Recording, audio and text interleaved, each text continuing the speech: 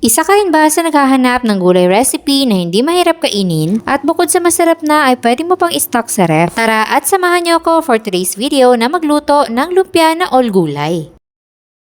Ito yung mga gulay na gagamitin natin para sa ating lumpia. Meron tayong toge, repolyo, green beans, carrots at pepino para sa sausawan. Then magpapainit na tayo ng mantika sa ating kawali at magigisa tayo dito ng sibuyas.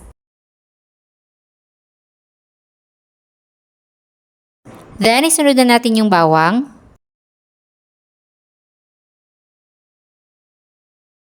Isunod natin yung gulay na medyo matagal maluto, gaya ng carrots at green beans. Igisa lang natin to hanggang sa lumambot sila ng konti. Tapos, isunod na natin yung toge. Igisa muna natin to ng 1 hanggang 2 minuto. Tsaka natin ilagay yung repolyo.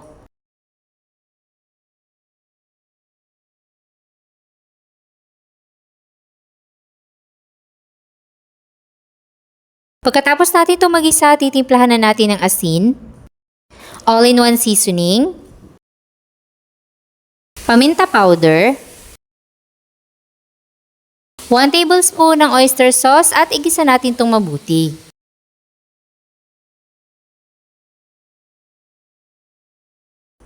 Pagkatapos na ilang minutong pagigisa at kapag half cook na ang gulay ay pwede na natin yang hanguin. I-transfer natin yan sa strainer para madrain yung mga excess na tubig para hindi masira yung ating lumpia wrapper dahil basa yung kanyang palaman. Nakaready na yung ating wrapper at kuha lang tayo ng 1 kutsara ng gulay. Then i-wrap na natin sa usual na pagra-wrap ng lumpia.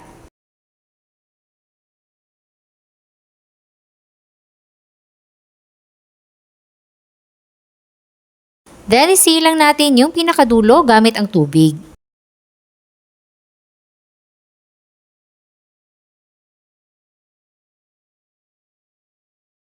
Pagkatapos natin mabalot yung lumpia ay magpapainit na tayo ng mantika sa ating kawali at i-deep fry natin itong ating mga lumpia.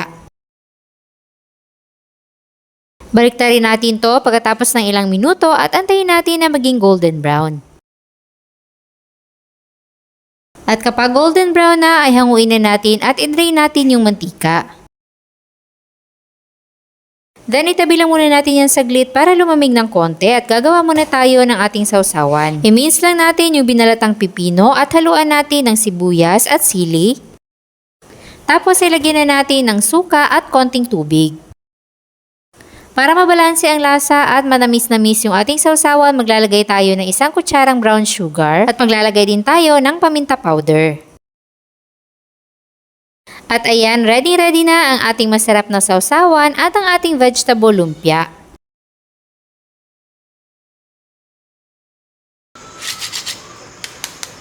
Simple lang itong tignan pero napakasarap nito at kahit gulay lahat ng palaman ay hindi ka mauumay. Kung gusto nyo rin magluto nito, hanapin nyo na lang dyan sa baba ang kompletong listahan ng ating mga sangkap. Enjoy!